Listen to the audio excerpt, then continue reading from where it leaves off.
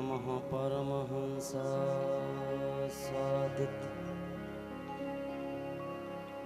चरणकमलचिन्मकरन्दा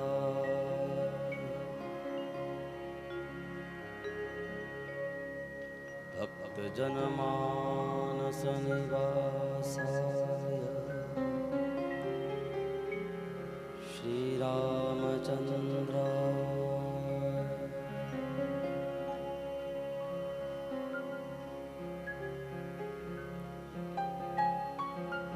तेयं सदा परिभवग्नमभीष्टम्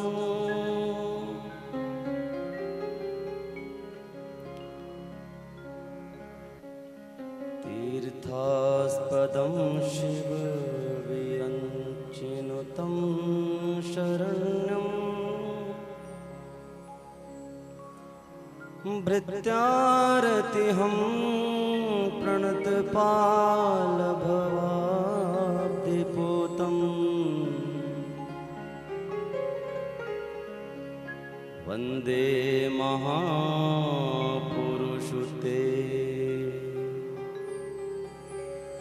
चरणारविन्दम्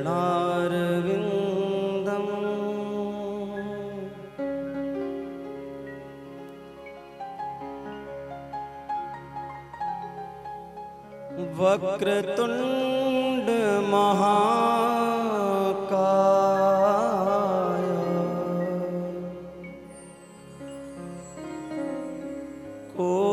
कोटिसूर्य समप्रभा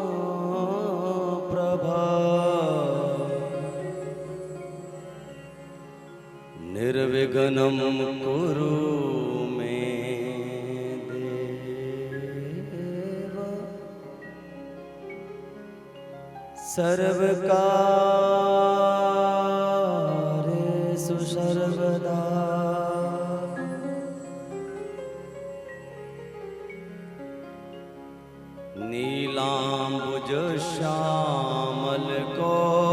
नीलाम्बुजश्यामलकोमलाङ्गं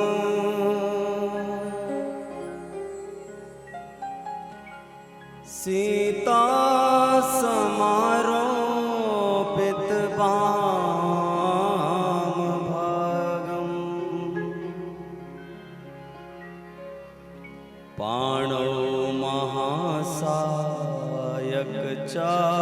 महासायकचारुचापम् नमामि रामं रघुवंशनाथं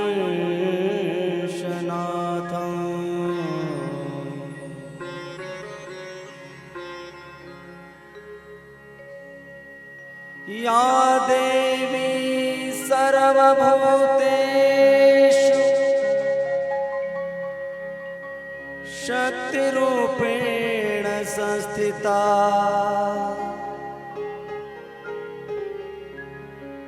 नमस्तस्यै नमस्तस्यै नमस्तस्यै नमो नमः।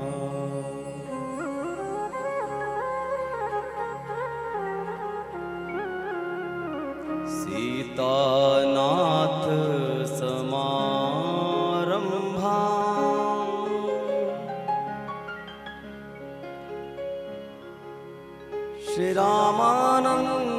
श्रीरामानन्दार्य मध्यमा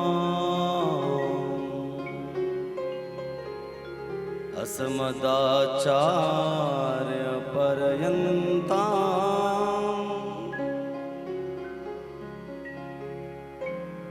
वन्दे गुरु परम्परा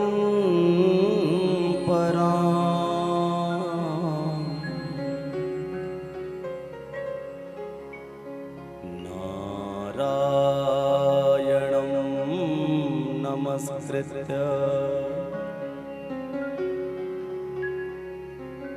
नरं चैव नरोत्तमं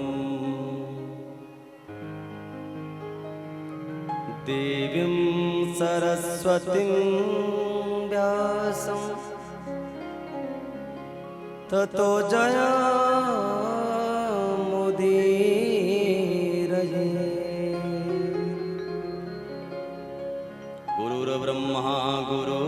गुरुर्विष्णुः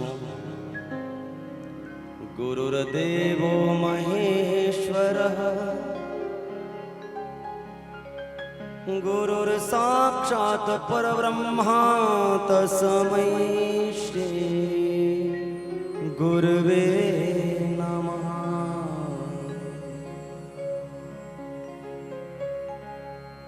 भवानि शङ्करौ वन्दे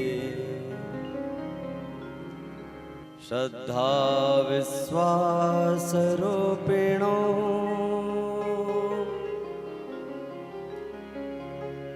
याभ्यां विना न पश्यन्ति सिद्धाः स्वान्तः स्थमीश्वरम्।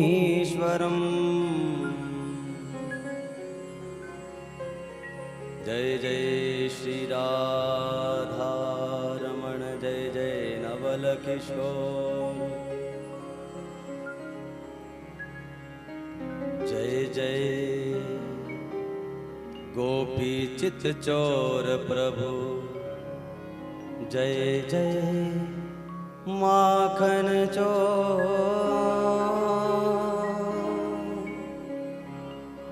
बोलिए शंकर भगवान की उमापति महादेव की भक्तवत्सल भगवान की हर हर महादेव।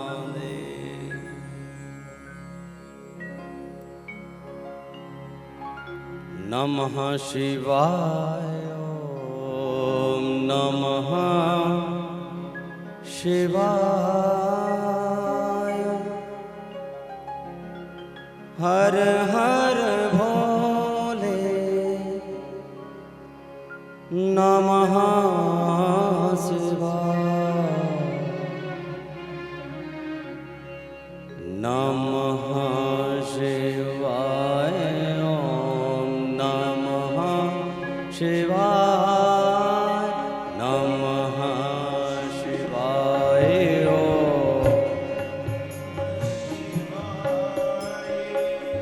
नमः शिवाय ओम नमः शिवाय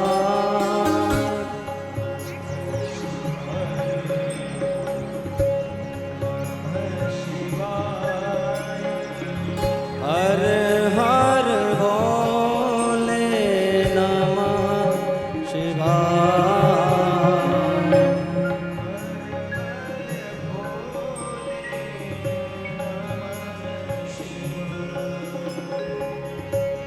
नमः शिवाय ओम नमः शिवाय। गाइए सभी गाइए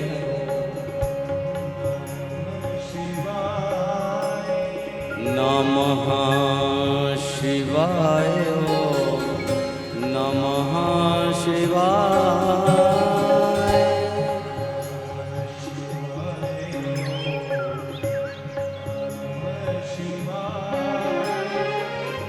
हर हर भोले नमः शिवाय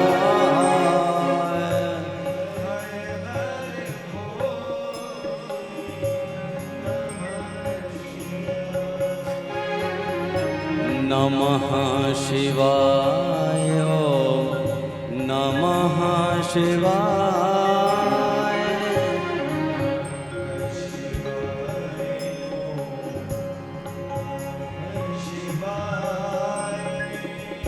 हर हर भोले नमः शिवाय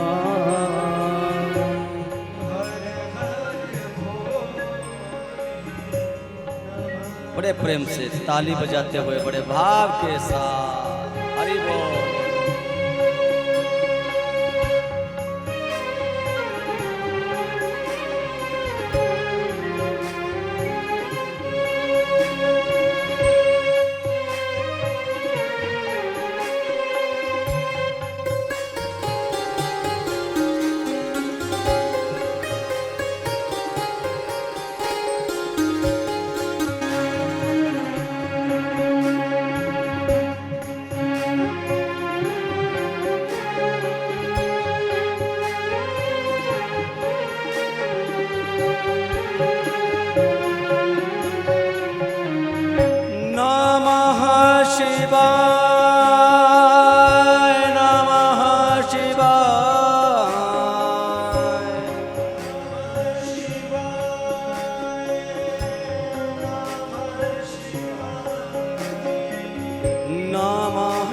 शिवाय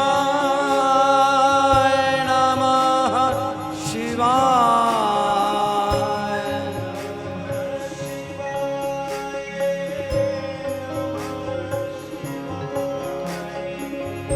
हर हर भोले नमः शिवाय।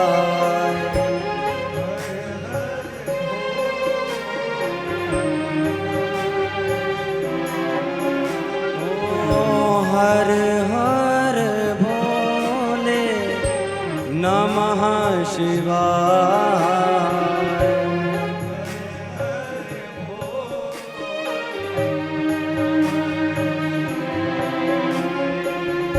नमः शिवाय ओम नमः शिवाय।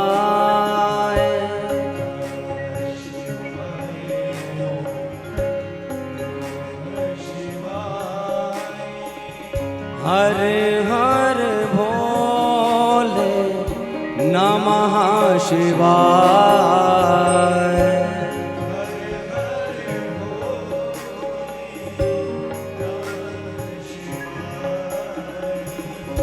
हर हर भोले नमः शिवाय।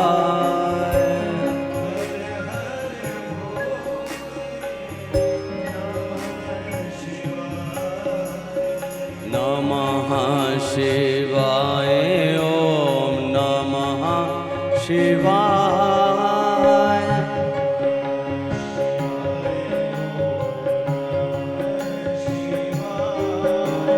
नमः शिवाय ओम नमः शिवाय।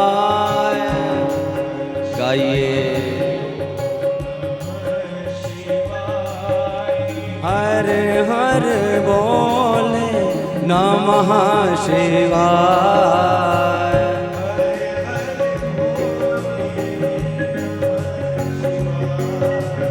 हर हर भोले नमः शिवाय।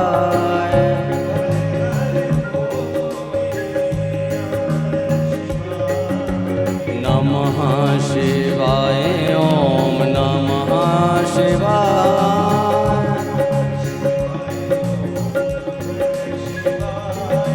हर हर भोले नमः शिवाय।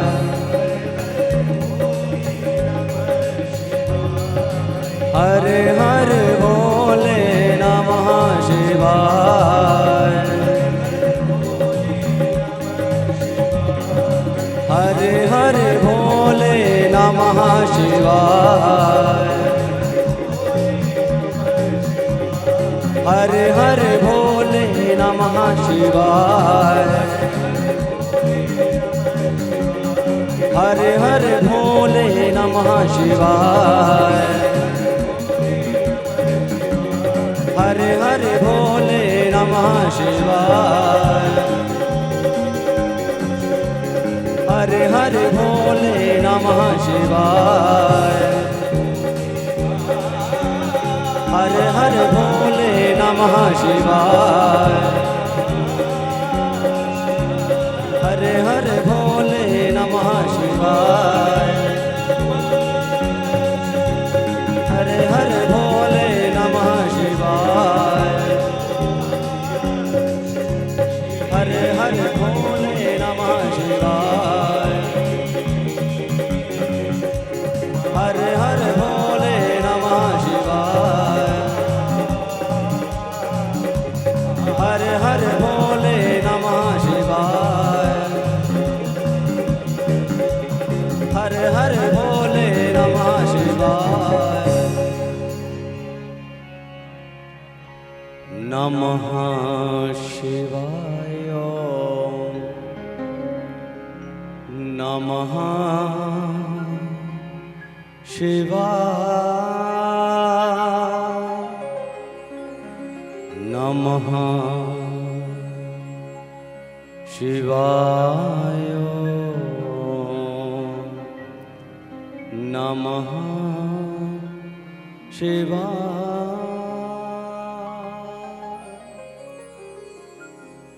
बोलो शंकर भगवान की, उमापति महादेव की, भक्तवत्सल भगवान की। नमः पार्वती पतये हर हर महादेव।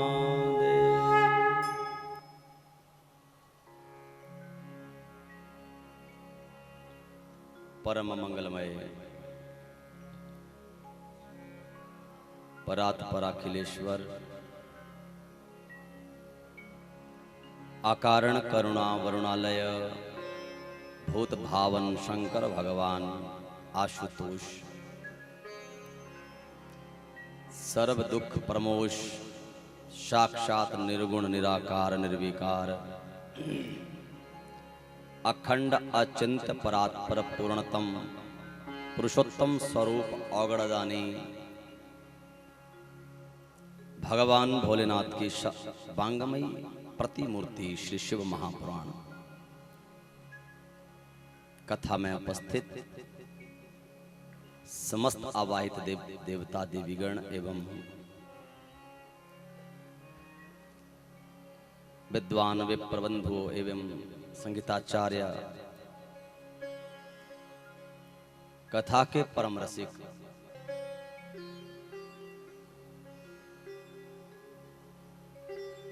परम पिता परमात्मा की इस दिव्य यज्ञ में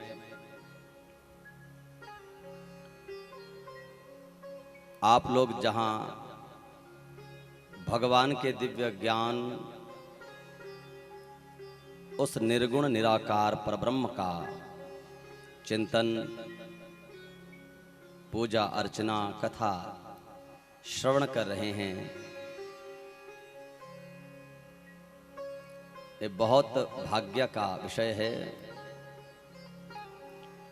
श्रावण मास का ये पावन महीना और इसमें भगवान शंकर की दिव्य कथा का आप लोग श्रवण कर रहे हैं। तो कथा में विशेष रूप से विशेष होता है मन। विशेष क्या है? विशेष है मन। मन अगर लग गया तो ये जो हमारा जीवन हमें प्राप्त हुआ है, कहते हैं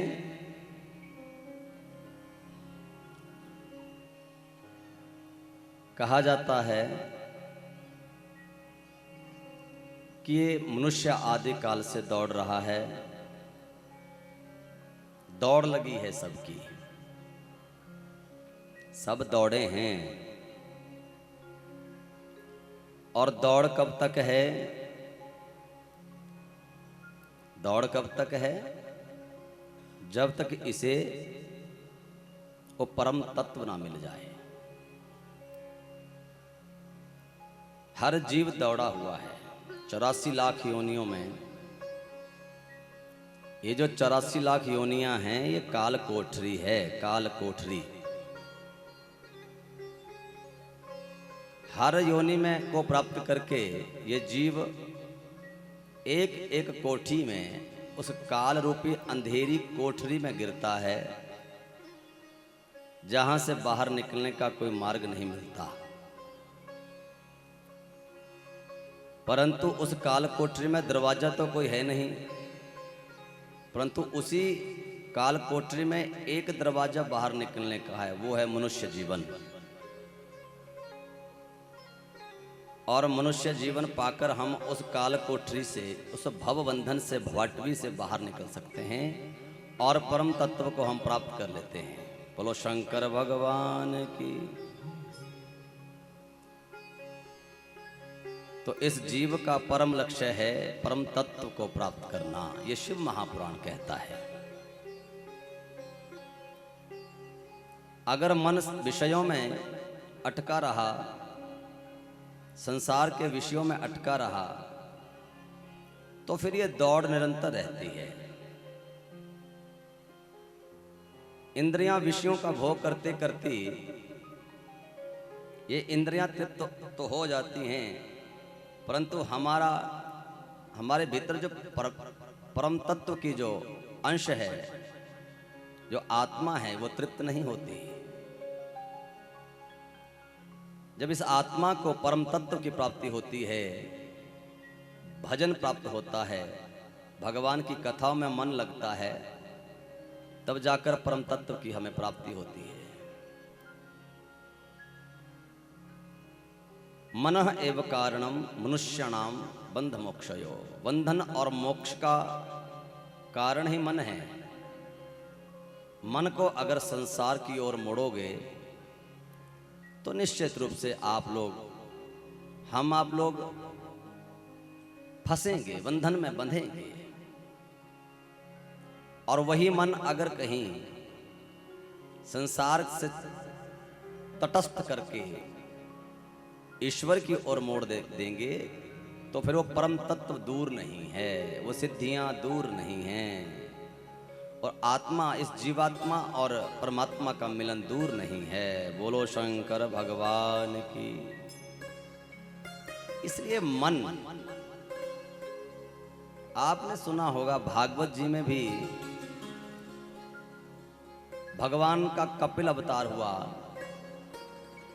तो देवभूति मां ने कपिल जी से कहा, बेटा आपके पिता कर्दम जी ने मुझे बहुत दिव्य सब भोगों का भोग करवाया। ऐसा संसार में कोई भोग नहीं है जो मैंने नहीं भोगा, परंतु मन तृप्त नहीं है, मन लगता नहीं है, आत्मा तृप्त नहीं है। तब कपिल जी ने कहा, मां, जब तक हम संसार से इस मन को मोड़कर ईश्वर की ओर नहीं लगाएंगे, तब तक आत्मा की तृप्ति, बोलो, नहीं हो सकती है। इसलिए मन भगवान की ओर कैसे लगेगा? अब देवभूति ने पूछा, मन भगवान में लगे, भगवान के चरणों में ध्यान मन का लगे, मन विषयों से हटे, विषय भोग से मन हटे, इसका कोई उपाय क्या है? तो कपिल जी ने कहा, मां, संतों का संग करो। सबसे पहले जो जानता हो, ईश्वर को जानता हो, ईश्वर के बारे में इसे ज्ञान हो, ज्ञान का प्रकाश हो। अब आप अगर किसी को करंट लगा हो तो दूसरा आदमी उस आदमी की भुजा पकड़ ले, बाजू पकड़ ले, तो बोलो करंट पूरा जाएगा ना? ज्ञानी जो संत होते हैं, संतों में भगवान की भक्ति का करंट होता है, उस परब्रह्म का, परम तत्व का की शक्ति होती है। इसलिए सबसे पहले क्या करो? प्रथम भक्ति संतन कर संगा। सबसे पहले बताया कि संतों का संग। बोलो गोविंद भगवान। संतों की संगति सबसे पहली भक्ति बताई। प्रथम भक्ति संतन कर संगा। अब किन संतों की? देखो, देवभूति को कपिल जी ने बताया, सर्वप्रथम संतों की संगत हो, संतों के पास जाकर हम भजन सुने, उनका ज्ञान हमारे जीवन में आए, गुरुओं की कृपा हो, संतों की कृपा हो, तो निश्चित रूप से ईश्वर की प्राप्ति की जा सकती है। निश्चित रूप से। इसलिए कहा कि संत भी, अब देखिए, संतों के गुणों से पता लगता है। बोलो शंकर भगवान की। 5 लक्षण बताए। अब गुणों और लक्षणों से पता लगता है कि संत असली है या संत फसली है। संत असली भी होते हैं, संत फसली भी होते हैं। एक होता है संत होना, एक होता है संत बनना। जो संत बने पड़े हैं उनसे बचना पड़ेगा। भेड़ चाल में किसी के पीछे नहीं जाना पड़ेगा। तो संत संत के 5 लक्षण बताए। मां देवभूति ने जब प्रश्न किया और हाथ जोड़कर प्रश्न किया अपने पुत्र कपिल के पास, जानती है देवभूति मां की मेरा कौन है, मेरा पुत्र जो है वो परब्रह्म है, उनका ये अवतार है, ईश्वर का अवतार है।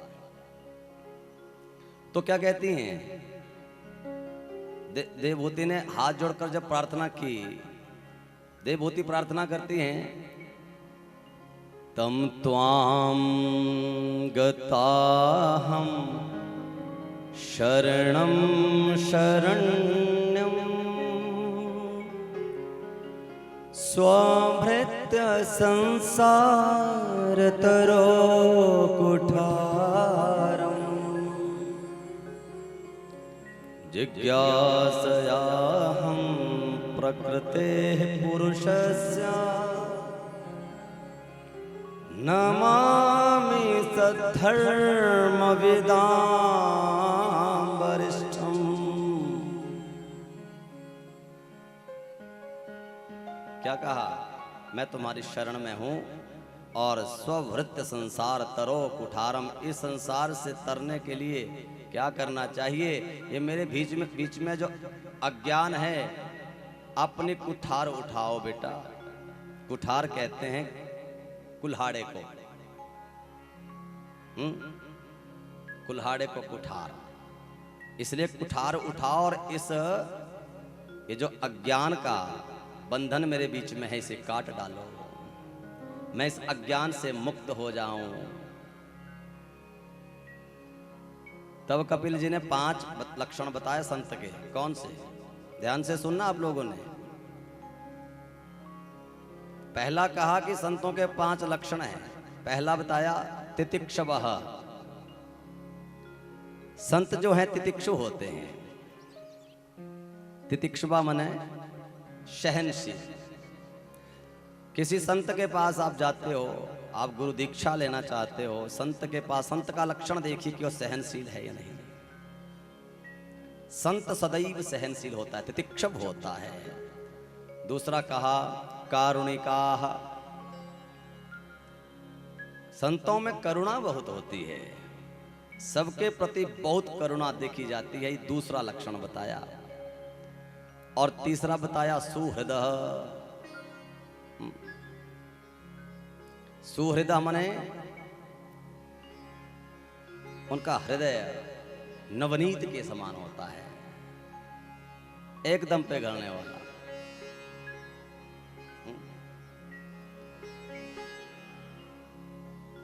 और संत कभी भी अजात शत्रु संत को कहा गया, उनका कोई शत्रु नहीं होता। अजात शत्रु, अजात शत्रु कहते हैं जो सबको अपना भगवान ईश्वर माने, जिसका कोई शत्रु नहीं है। अगर कोई कष्ट भी दे रहा है तो वो भी सिया राम मैं सब जग जाने, करहूं प्रणाम जोर जुग पानी। ये भी मेरे सीताराम जी ही हैं, ये मेरे सीताराम जी हैं। हमारे एक संत थे, अब तो समा गए हैं, अयोध्या से जानने वाले थे। तो संत ने, महात्मा जी ने हमें बड़ा सुंदर उपदेश दिया। उन्होंने कहा कि प्रत्येक जीव तब संत हो जाता है जब उसका कोई शत्रु नहीं बचता, उसका हृदय सुहृदय हो जाता है, सहनशील हो जाता है और कारुणिक हो जाता है। तो प्रत्येक संसार में प्रत्येक व्यक्ति संत है। वो घर में रहता हो भी संत हो जाता है। अजात शत्रु, दूसरे को शत्रु मत मानो। हमने कहा महाराज गुरुजी अगर कोई गड़बड़ करे, ज्यादा गड़बड़ करे फिर तो सीधा तो करना ही पड़ता है। तो उन्होंने मुस्कुराते हुए कहा नहीं बेटा, अब कोई भी कार्य संसार में बिना भगवान के आज्ञा के बिना नहीं होता। हम खाते हैं, पीते हैं, सांस लेते हैं, जीवन में जो भी कार्य करते हैं भगवान की कृपा से करते हैं, और भगवान की कृपा के बिना कोई पत्ता नहीं हिलता। बस हमें कर्म करने के लिए स्वतंत्र रखा है कि जो तू कर्म करेगा, अच्छा करेगा तो अच्छा होगा, और बुरा करेगा तो पाप लगेगा। वही कर्मों का फल भोगना पड़ता है। और अगर कोई अच्छा है उसके साथ अच्छा रहो, अगर कोई बुरा है तो उसके साथ भी अच्छा रहो। समझो कि सबको समझो कि हमारे राम जी हैं। कितनी कथाएं आप लोगों ने सुनी हैं, भक्तों की कथा आती है।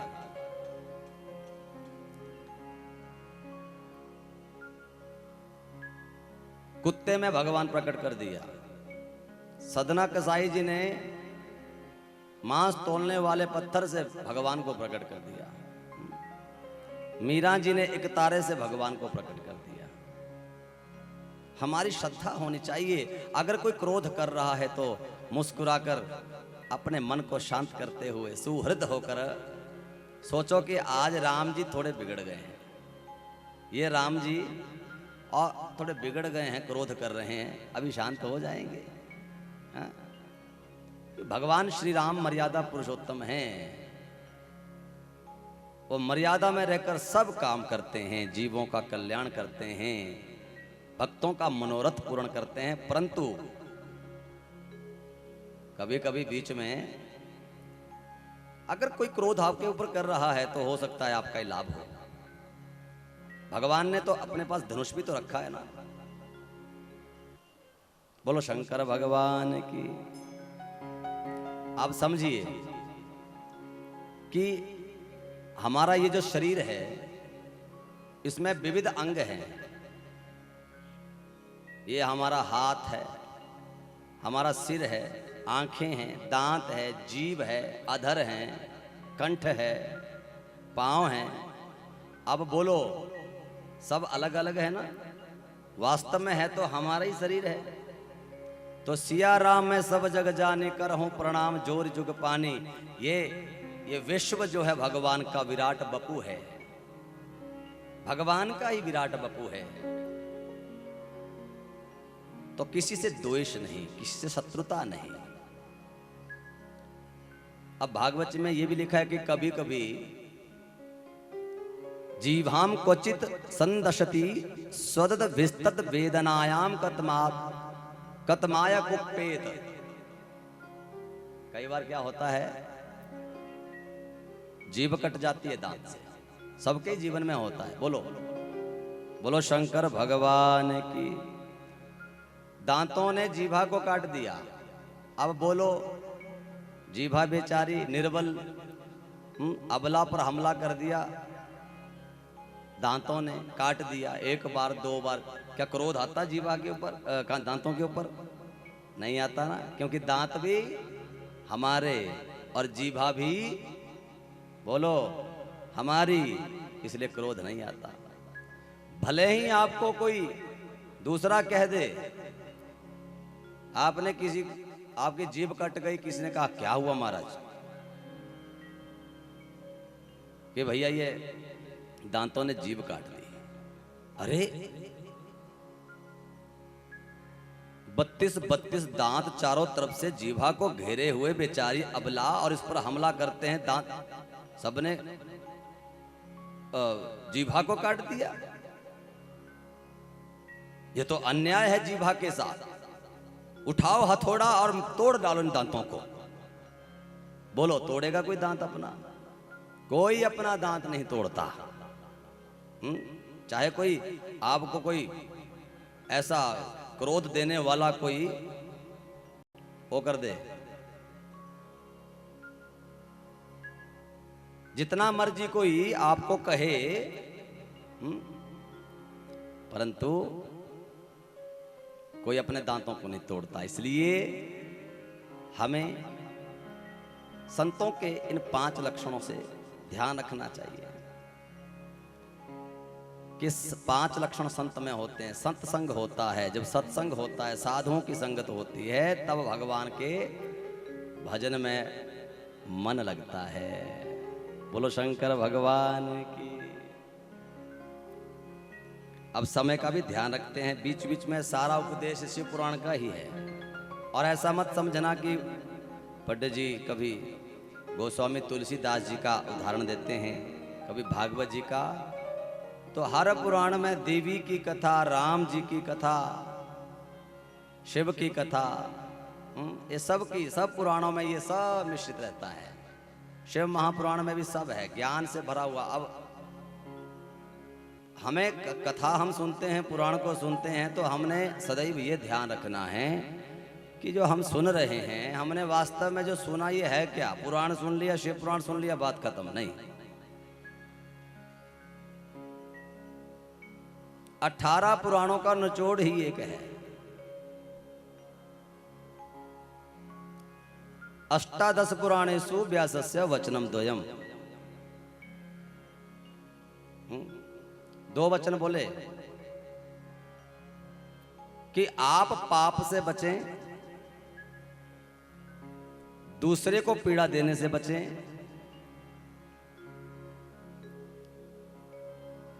और सदैव वैष्णव बने। बस पर पीड़ा ना दे और पाप ना करें। पर पीड़ा और पाप, दूसरे को कष्ट देना महापाप है। और अन्य प्रकार के बहुत सारे पाप होते हैं जो हमारे विचारों से, आचार व्यवहार विचार से हमें प्राप्त होते हैं। बोलो शंकर भगवान की। तो कल की कथा आपने श्रवण की, पार्वती जी ने तप किया। पार्वती जी का जन्म हुआ, पार्वती जी ने तप किया, 3000 वर्षों तक कठोर तप किया भोले बाबा को पाने के लिए।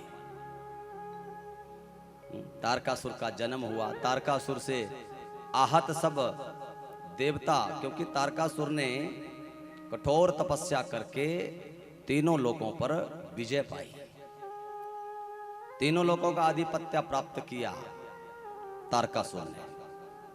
और देवता लोग आहत होकर क्या करते हैं? क्योंकि तारकासुर ने यह भी वरदान मांगा था कि मैं त्रिलोक विजयी रहूं, तीनों लोकों पर विजय पाऊं, और मेरी मृत्यु हो तो भगवान शंकर के पुत्र के द्वारा हो। इसलिए अब देवताओं ने युक्ति लगाई कि कामदेव को बुलाया। कल की कथा में आपने श्रवण किया, कामदेव आया और शिव माया से विमोहित होकर कामदेव चला, और भगवान शंकर ने कामदेव को भस्म किया। तीसरा नेत्र खुला और कामदेव भस्म। तीसरा नेत्र तो भस्म करने वाला है। बोलो शंकर भगवान की। इसलिए इस संसार में रहने वाला प्रत्येक जीव शिव है। और शिव के कितने नेत्र हैं? बोलो 3 नेत्र हैं। और इस संसार में जो व्यक्ति हैं, मनुष्य हैं, हमारे सबके 3 नेत्र हैं। 2 संसार देखने वाले नेत्र और 1 ज्ञान चक्षु। जब हमारा ज्ञान चक्षु खुल जाता है, और अगर कहीं भरी जवानी में हमारा ज्ञान चक्षु खुल जाए, तो उसके खुलने पर समस्त, तीसरा चक्षु खुलता है तो भस्म करता है। भोले बाबा का ज्ञान चक्षु खुला, काम का मर्दन कर दिया, काम को मार डाला, भस्म कर दिया। काम क्या है? काम सृष्टि का बीज रूप है, पर काम में जो काम ने जिसे ग्रसित किया वो जीवन संसार में बचा नहीं। और काम ही इस जीव को भगवान के भजन में लगने नहीं देता है। काम भस्म कर दिया। तो जब हमारा तीसरा नेत्र खुलता है इस जीव का संसार में, तो कामनाएं भस्म हो जाती हैं। बोलो शंकर भगवान की। सब कामनाएं समाप्त हो जाएंगी। जो भी विषय हैं, जो भी पाप संताप हैं, जो अज्ञान का अंधकार है सब नष्ट हो जाएगा। इसलिए तीसरा नेत्र खोलने का प्रयास सत्संग में संत लोग करते हैं। तीसरा नेत्र हमारा खुल जाए, इसके लिए ऋषि लोग, संत लोग सब जो है खूब ज्ञान, भगवान ने हमें वेद प्रदान किए। वेदों की परिभाषा ही यही है। भगवान शंकर ने 3 नेत्र धारण करके जीव को बताया कि तेरे पास तो शिव है और शिव के 3 नेत्र हैं, तेरे भी 3 नेत्र है, इसलिए तीसरा नेत्र अपना खोल। जब तुझे संसार में कामनाएं तुम्हें सताएंगी, तुम्हारे पाप पुंज बढ़ेंगे, पाप से फिर दुख होता है, दुख प्रकट होता है। इसलिए अपना तीसरा नेत्र खोलकर, उस ज्ञान चक्षु को खोलकर इन पापों को नष्ट कर, इन कामनाओं को नष्ट कर। जब तीसरा नेत्र खुल जाता है फिर क्रोध नहीं आता, लोभ समाप्त हो जाता है, मोह समाप्त हो जाता है, ईर्ष्या द्वेष नहीं रहती, छल कपट नहीं रहता। इसलिए हमें तीसरा नेत्र खोलने की बहुत बहुत आवश्यकता है। भगवान शंकर ने काम को नष्ट किया, काम को मिटाया, तब शिव तीसरा नयन उघारा, तीसरा नयन। और महाराज रति रोती हुई आई। रति है कामदेव की पत्नी, राख उठाकर आ गई अपने पति देव की, जो भस्म थी, राख थी, उसको उठाकर आई और गिड़गिड़ा के भोले बाबा के सामने रोने लगी। तपस्या करने भोले बाबा बैठे हैं, काम तो भस्म हो ही गया। जब रति रोई और कहने लगी मेरे पति का क्या दोष था, तब जाकर भोले बाबा ने कहा रति चिंता मत करो, क्योंकि वो भोले बाबा हैं, वो तो भोले बाबा हैं, कोई भी उनकी शरण में आता है तो खाली किसी को जाने नहीं देते। इसलिए रति को कहा रति चिंता मत कर, द्वापर आने वाला है, द्वापर में भगवान कृष्ण का अवतार होगा, नारायण विष्णु स्वयं अवतार लेकर आएंगे।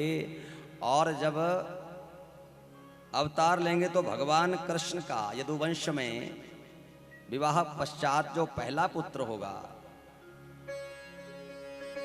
भगवान कृष्ण का पुत्र, भगवान कृष्ण का पुत्र पैदा होगा तो वो तुम्हारा पति ही भगवान कृष्ण के पुत्र के रूप में आएगा, नाम होगा प्रद्युम्न। रति प्रसन्न हुई और चली गई। भगवान भोलेनाथ बैठे हैं। तब महाराज देवताओं ने फिर भगवान शंकर के पास जाकर स्तुतियां गाई और भगवान भोलेनाथ को प्रसन्न किया। देवताओं ने आग्रह किया कि हे भोलेनाथ, तारकासुर के अत्याचारों से सब देवता आहत हैं और उसने वरदान मांगा है कि अगर मरूं तो भगवान शंकर के पुत्र के द्वारा ही मरूं, अन्यथा मेरी मृत्यु ना हो। भोले बाबा ने कहा भाई क्या चाहते हो?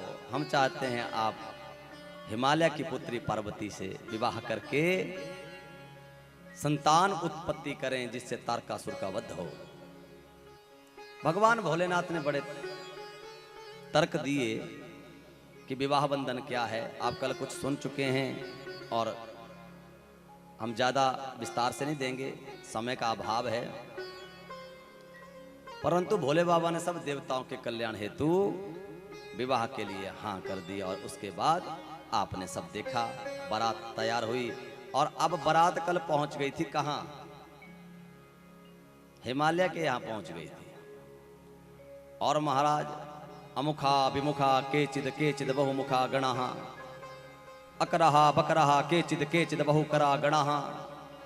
महाराज किसी के मुख नहीं, किसी के भुजाएं नहीं, किसी के पांव नहीं, किसी के पेट नहीं, किसी की भुजाएं हजारों भुजाएं, किसी के सैकड़ों पांव, किसी को पेट ही नहीं तो किसी को बहुत बड़ा पेट, बाकी से नहीं।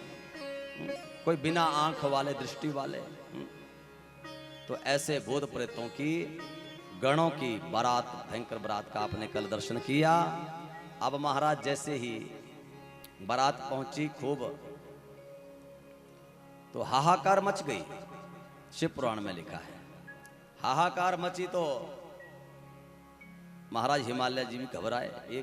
एक ऐसी बारात आई तो महाराज बारात के रुकने का प्रबंध किया गया, और जो भी भंडारा बना था, अब जितने गण भूत प्रेत थे महाराज आके सारा भंडारा चट कर गए। जो भी था वहां सूखा अन्न था वो भी समाप्त कर दिया। हिमालय राज के पास आकर भोजन पकाने वालों ने कहा महाराज सारा अन्न समाप्त हो गया। किसने किया? कि महाराज एक गण आया, उसको पेट नहीं था, और पेट नहीं था तो पेट था नहीं और खाने से हटा नहीं, सारा खा गया। अभी बारात तो बहुत है, अद्भुत बारात। और जैसे देखा तो सखियों ने सोचा कि अब होता ही ना, जब बारात आती है तो सबसे पहले सखियां जो होती है ना दुल्हन की, वो दौड़ती हैं बारात देखने के लिए। सब दौड़ते हैं, बच्चे भी दौड़ते हैं। सखियों ने महाराज जाकर स्वागत के लिए सखियां चलने लगी तो हाहाकार मची है। देवता, गंधर्व, किन्नर, नाग, गण, भूत, प्रेत, डाकिनी, साचनी, पिशाचनी सब आए हैं। और सबसे आगे विष्णु भगवान जी सजे पड़े हैं। तो आगे विष्णु भगवान की ओर सहेलियां बढ़ी और सोचा ये दूल्हा होगा। नारद जी वहां खड़े थे। नारद जी ने कहा ये दूल्हा नहीं है। अच्छा ये नहीं है। आगे बढ़े और देवता दिखे, ब्रह्मा जी दिखे। अच्छा ये है, नहीं ये भी दूल्हा नहीं है। अश्विनी कुमार आए हैं बड़े सुंदर। कभी इधर देखते हैं, कभी हाहाकार मची थी ना, इतनी बड़ी बारात थी कि दूल्हा ढूंढना मुश्किल हो रहा था। और जैसे ही आगे बढ़े तो नारद जी ठाके मार के हंसे और कहा, नारद जी ने कहा दूल्हा यहां नहीं है, दूल्हा तो उधर बैठा है 2 कमरों में। कहां बैठा है? 2 कमरों में। 2 कमरों में? एक कमरे में बैठेगा हिमालय के महल में? नहीं, 2 कमरे में विश्राम कर रहे हैं। और महाराज जैसे ही सखियों ने जाकर दर्शन किया तो भोले बाबा जी एक कक्ष में बैठे हैं और दूसरे कक्ष में उनकी दाढ़ी और जटा रखी है।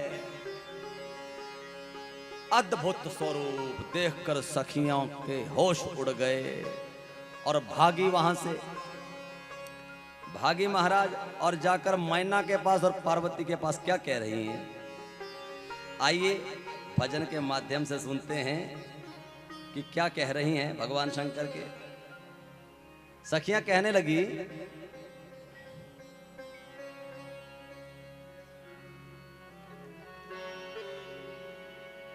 अरे सुननी गौरा गौरा अड़िए, सुननी गौरा गौरा अड़िए, बुढ़ड़ा तेरा पराणा ने, जिदे नाल तेरा ब्याह कराना नी, जिदे नाल तेरा ब्याह कराना नी।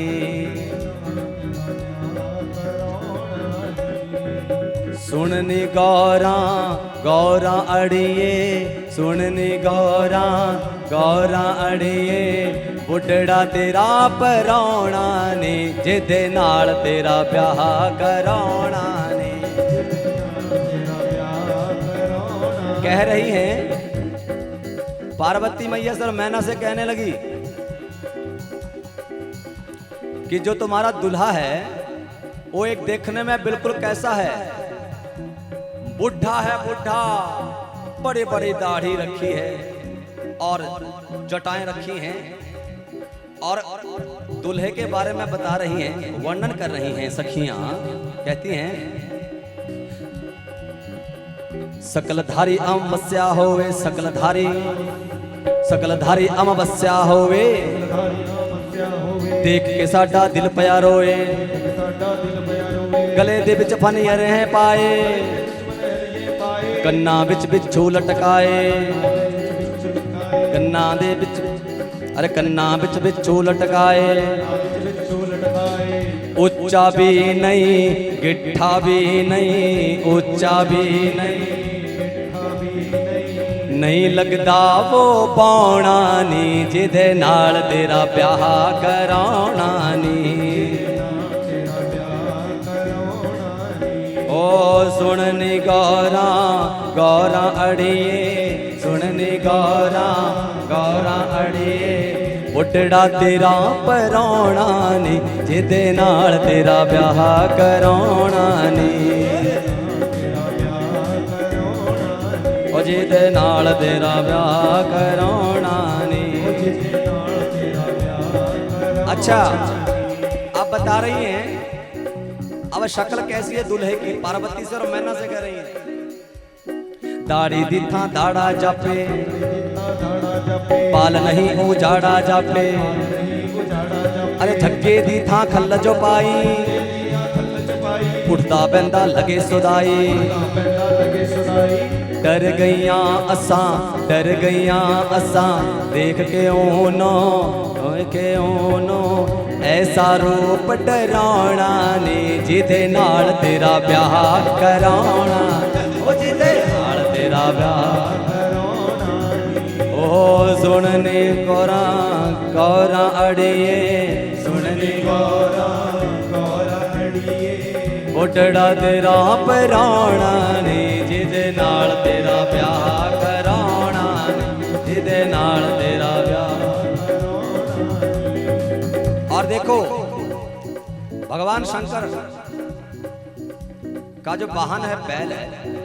अब जब बारात चली तो भगवान शंकर तो अपने नंदी पर बैठे, तो सखियों ने कहा हे पार्वती घोड़ी दी था बैल ले आया। अरे और जगह तो सब घोड़ी पर आते हैं, अब जो तुम्हारा लाड़ा है वो कैसे आया है? घोड़ी दी था बैल ले आया, बाजे दी था शंख बजाया।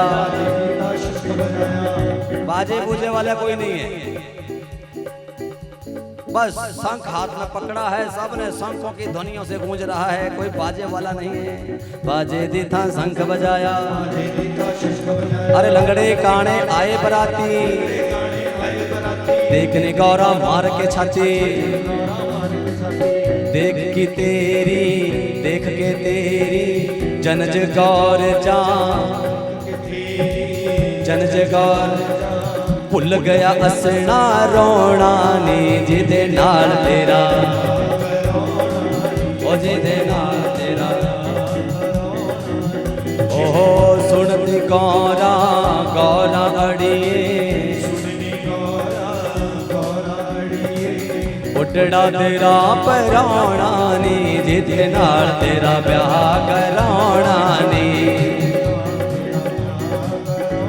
और सुनिया सी कुछ गड़बड़ होई, हाँ सुनिया सी कुछ गड़बड़ होई, लालाई उन्ने शर्म दी लोई। दो बराती आए न्याणे, खा गए सारे दाने खा गए। दो बराती आए न्याणे, अरे खा गए पैणे सारे दाने, अरे खा गए पैणे सारे दाने। प्यो तेरी दा प्यो तेरी दा बोलो, प्यो तेरी दा पगदा अड़िए, पगदा अड़िए, दाग ना किसे मटाउणा नी, जिदे नाल तेरा ब्याह कराउणा नी, ओ जिदे नाल तेरा ब्याह कराउणा।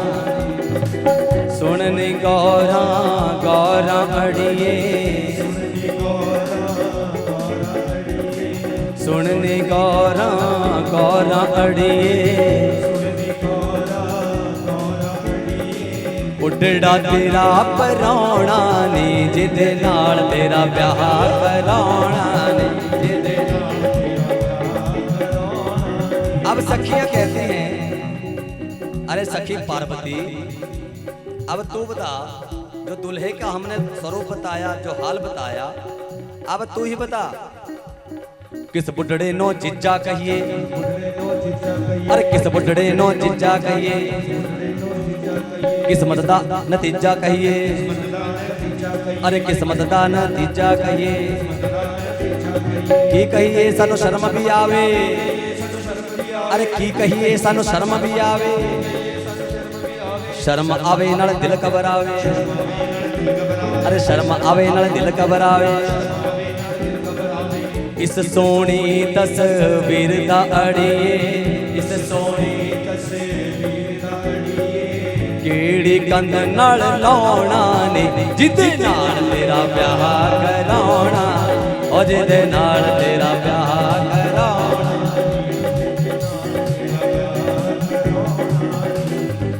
सुननी गौरा गौरा अड़िए, सुननी गौरा गौरा अड़िए, बुढ़ड़ा तेरा पराणा नहीं जिदे नाल तेरा ब्याह कराउणा ने, जिदे नाल तेरा ब्याह कराउणा, ओ जिदे नाल तेरा ब्याह कराउणा, ओ जिदे नाल तेरा ब्याह कराउणा ने।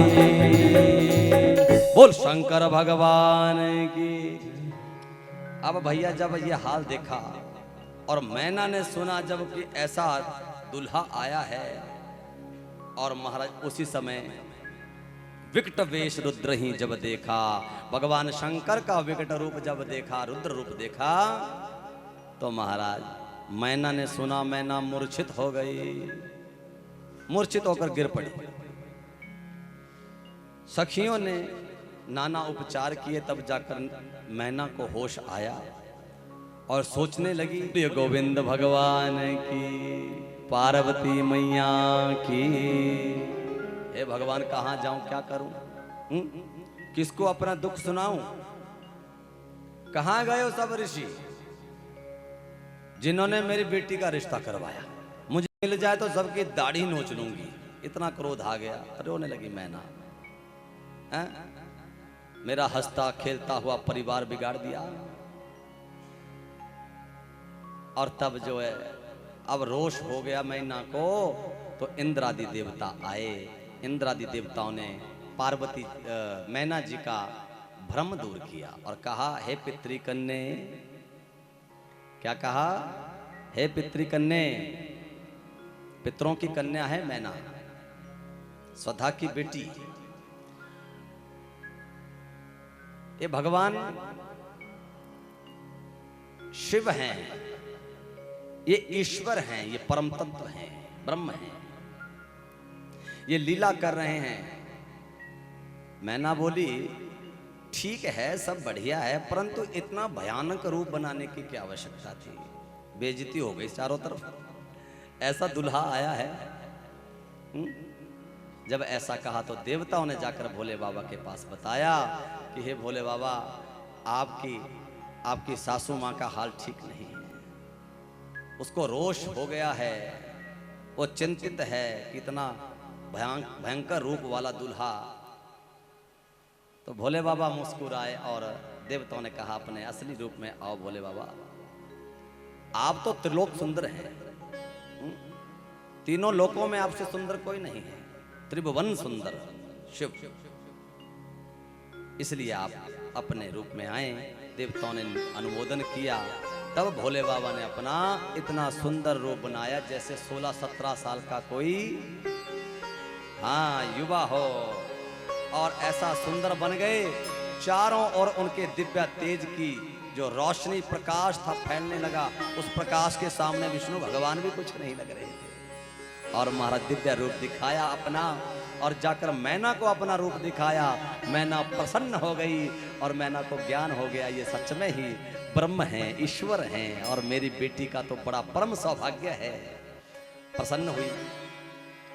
अब महाराज आ गया समय, वेदी का समय आ गया तो बारात तो ठहरी थी, तो दुल्हा को बुलाया गया। सुंदर वेदी बनाई गई। वेदी में भोले बाबा सजे पड़े हैं। वेदी में भोले बाबा सजे पड़े हैं और देवता सब पुष्प बरसा रहे हैं और सुंदर दुल्हा बने हैं, दुल्हे के रूप में भोले बाबा और बैठे। अब महाराज वेदी में लगन का समय हुआ, विवाह पद्धति आरंभ हुई, सब पूजन हुआ और सबसे पहले गणेश पूजन हुआ। किसका पूजन हुआ? किसका? बोलो। गणेश जी का पूजन हुआ। भोले बाबा जी की शादी और गणेश जी का पूजन आरंभ हो गया। गणेश जी तो भाई भोले बाबा का बेटे हैं, तो पिता की शादी पहले हो रही है और बेटे का पूजन पहले हो रहा है।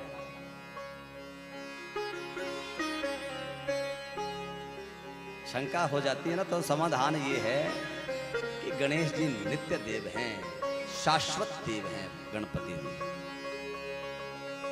ये तो लीला पर्यंत जो है बार बार जन्म लेते हैं, शाश्वत देवता है। गणपति जी का पूजन हुआ और महाराज जो भी विवाह पद्धति में सप्तपदी होती है, सप्तपदी हुई, सब हुआ और महाराज पार्वती जी को दुल्हन बनाकर वेदी में बैठाया गया। और सप्तपदी भी होती है ना, क्यों होती है सप्तपदी? 7 कदम चलाया जाता है दूल्हे को, ताकि लड़की वाले देख लें कि चलता भी लंगड़ा तो नहीं है, हैं? इसी प्रकार से शादी में फिर कहा जाता है कि कुछ शब्द बोलने के लिए, शायद आपको पता होगा, सबके विवाह हुए। आजकल के बच्चों को नहीं पता, आजकल की बेटियों को नहीं पता सप्तपदी क्या है, पाणी ग्रहण संस्कार के क्या नियम विधियां हैं, सब आजकल की अधिकतर बेटियों को पता नहीं है। जो संस्कार वाली सुलक्षणी बेटी होती है, अपने माता पिता की आज्ञा से बाहर नहीं जाती, उसको सब पता होता है गृहस्थ कैसे चलाना है, वेदी में क्या कहा गया, क्या सुना गया। तो इस प्रकार से कुछ शब्द बोलने को कहा जाता है ताकि पता लगे गूंगा तो नहीं है। ये सब हुआ और महाराज हाथ में संकल्प लिया, हाथ में संकल्प लिया। जब कन्यादान का समय आया, मैना और हिमालय ने अपने हाथ में जल लिया, कुशा ली और अपनी लाडली पुत्री पार्वती का कर कमल लेकर उसे भगवान के महादेव के हाथ में समर्पित करते हुए कहा,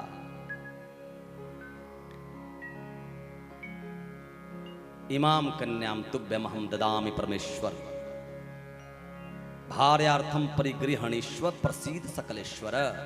भगवान, मैं अपनी कन्या का दान आपको करता हूं। हिमालय जी ने कहा, आप अपनी पत्नी बनाकर इसे स्वीकार कीजिए। पाणी ग्रहण संस्कार और पाणी ग्रहण संस्कार हुआ, संकल्प हुआ, कन्यादान इत्यादि का कार्य हुआ, मांग में सिंदूर भरा, सबने मुंह मीठा किया और जो जो भी होता है। तो इस प्रकार से सब वेदी का कार्य हुआ, पार्वती मंगल हुआ। ये पार्वती महामाया का शिव भगवान के साथ आज से संबंध हो गया। बोलो शंकर भगवान की। हम आप लोगों ने पार्वती मंगल से ये जानना सीखना चाहिए कि हमारी ये जो बुद्धि है ये भी पार्वती है। हमारी ये जो बुद्धि है ये पार्वती है। और जब बुद्धि का संयोग, बुद्धि के जब भगवान शंकर का संयोग इस बुद्धि से होता है तो संसार में मंगल ही मंगल हो जाता है। हमारे बुद्धि में जब भगवान शंकर का ध्यान होता है, ये बुद्धि सदैव भगवान भोलेनाथ का चिंतन करती है। संसार के भोगों को छोड़कर भगवान के दिव्य अनुग्रह का चिंतन करती है। उनके ज्ञान का चिंतन करती है, उनकी कथाओं का चिंतन करती है, उनकी लीलाओं का चिंतन करती है, तो हमारी ये बुद्धि भी पार्वती हो जाती है। मैंने पहले कह दिया है कि प्रत्येक व्यक्ति शिव है, प्रत्येक व्यक्ति शिव है और भगवान शिव की शक्ति पार्वती है। और जिस प्रकार से दूध में जब चीनी मिलाते हैं तो चीनी को कोई अलग नहीं कर सकता, उसी प्रकार से भगवान शिव से शक्ति को कोई अलग नहीं कर सकता, पार्वती जी को कोई अलग नहीं कर सकता। आप लोग पानी में चीनी मिलाओ तो किसी ना किसी विधि से पानी अलग हो जाता है, चीनी अलग हो जाता है। शंभो काशी विश्वनाथ गंगे,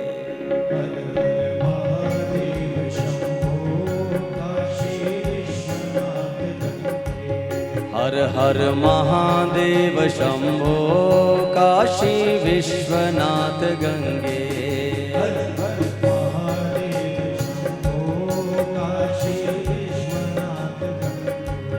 काशी विश्वनाथ गंगे, काशी अमरनाथ गंगे,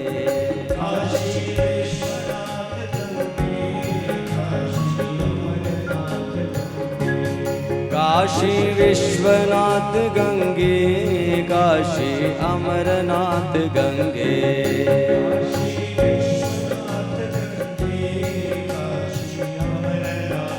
गाओ हर हर महादेव शंभो काशी विश्वनाथ गंगे, हर हर महादेव शंभो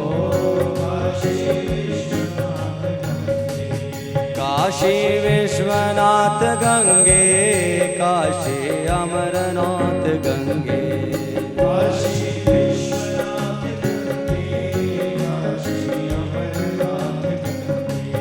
काशी विश्वनाथ गंगे, काशी अमरनाथ गंगे,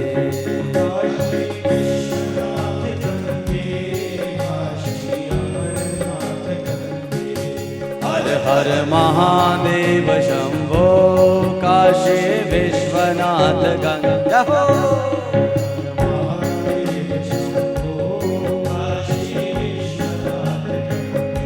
ओ हर हर महादेव शंभो काशी, हर हर महादेव शंभो काशी विश्वनाथ गंगे, ओ हर हर महादेव शंभो काशी विश्वनाथ गंगे,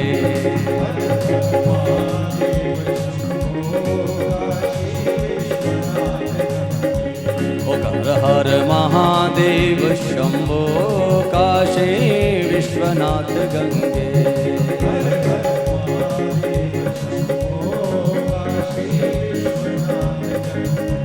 काशी विश्वनाथ गंगे,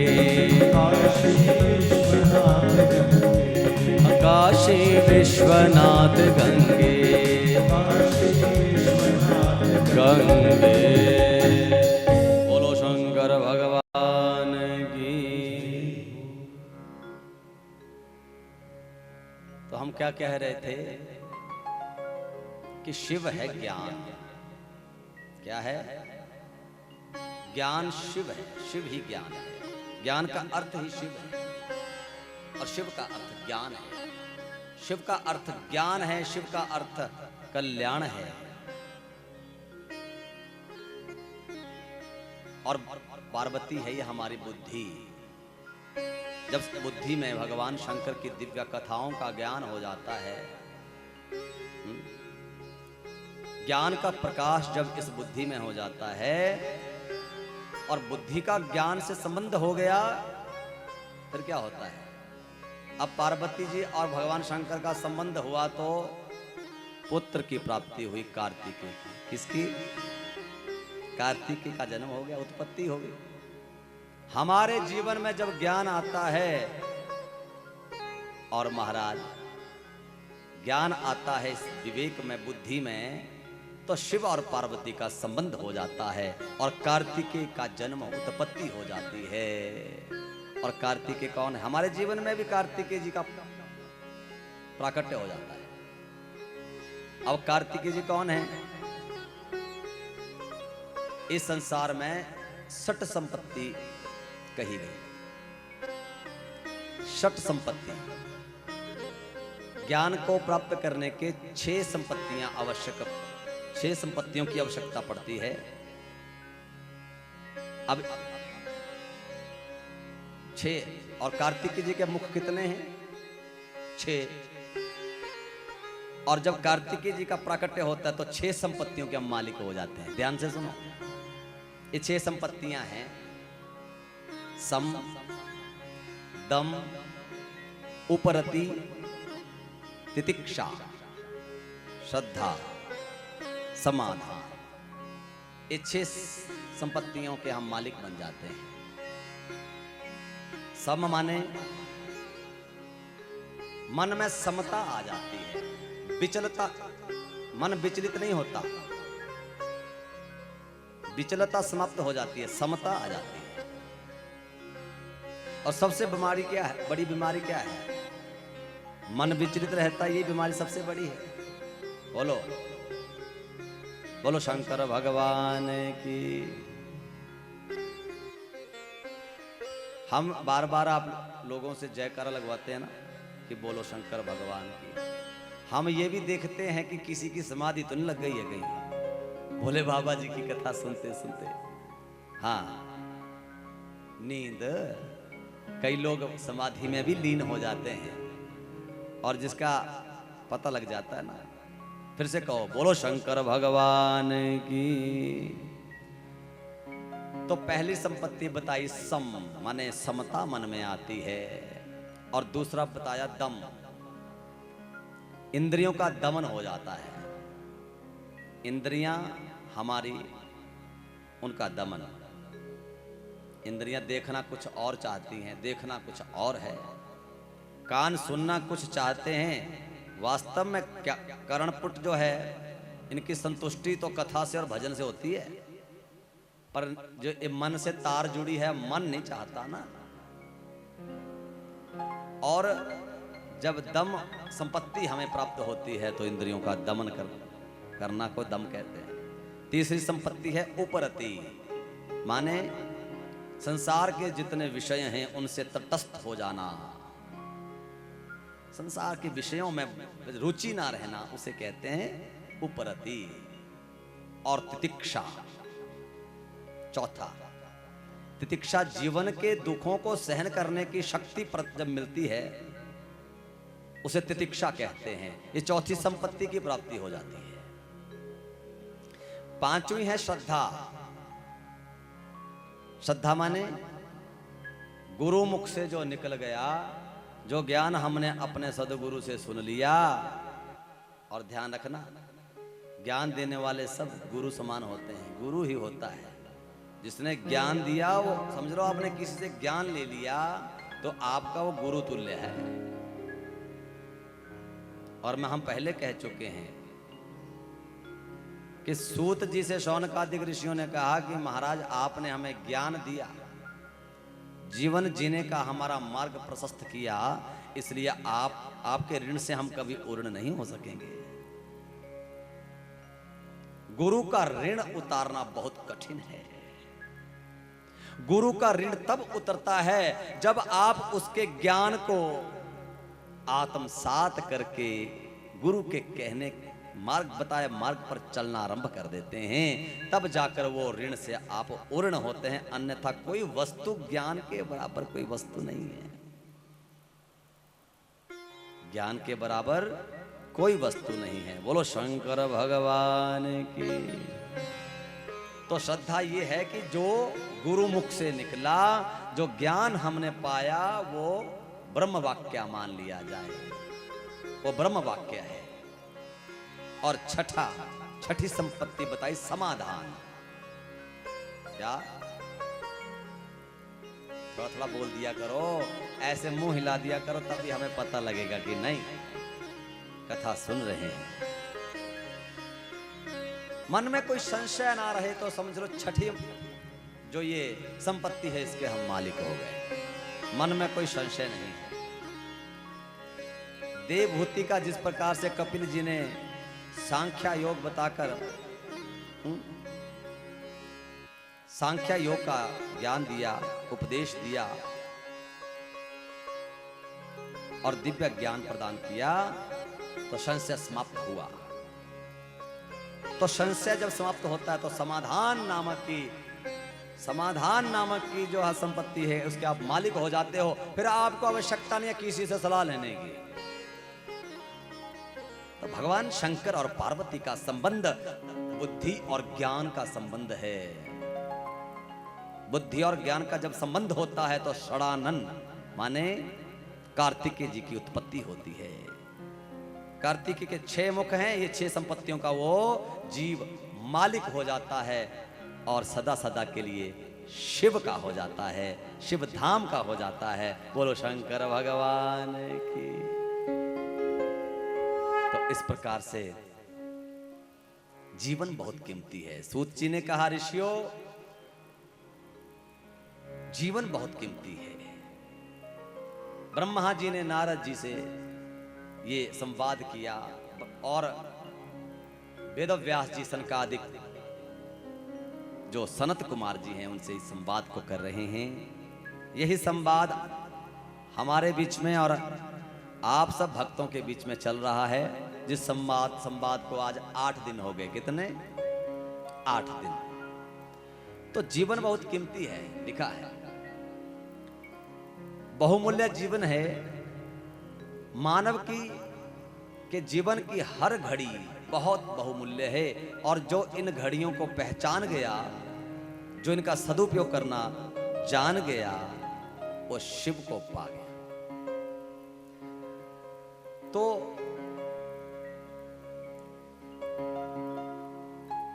संत कहते हैं कि इस जीवन को चलाने के लिए ये जीव लापरवाही करता है, व्यक्ति लापरवाही करता है। गर्भवती स्त्री होती है ना, डॉक्टर ने कहीं बेड रेस्ट दे दिया, जब बेड रेस्ट पे हो गई तो उसके बाद गर्भवती जो स्त्री होती है वो कोई काम नहीं करती, डॉक्टर ने मना किया है, होता है ना। वो नहीं खाती जो उसके शिशु के लिए अच्छा नहीं है, नुकसानदायक वस्तुओं का त्याग करती है, त्याज्य वस्तुओं का त्याग करती है। और तो और जब चलती है तो धीरे धीरे पांव, एक एक पांव धीरे धीरे रखती है कि बच्चे को कोई नुकसान ना हो, बहुत ही ध्यान रखती है। और उसी प्रकार से हमारा जीवन, इसमें भी हमें जिस प्रकार से डॉक्टर सलाह देते हैं उसी प्रकार से हमारे जीवन में गुरु जब ज्ञान प्रदान करते हैं, जीवन को जीने की कला बताते हैं, विधियां बताते हैं, प्रकरण बताते हैं, तो हमें भी उन प्रकरण का वैसे ही अनुसरण करना चाहिए जैसे एक गर्भवती माता करती है, मां करती है। क्योंकि ये जीवन धैर्य का जीवन है। ना जाने कब अभिमान हमारे बीच में आ जाए, धैर्य ना रहे, समता ना रहे,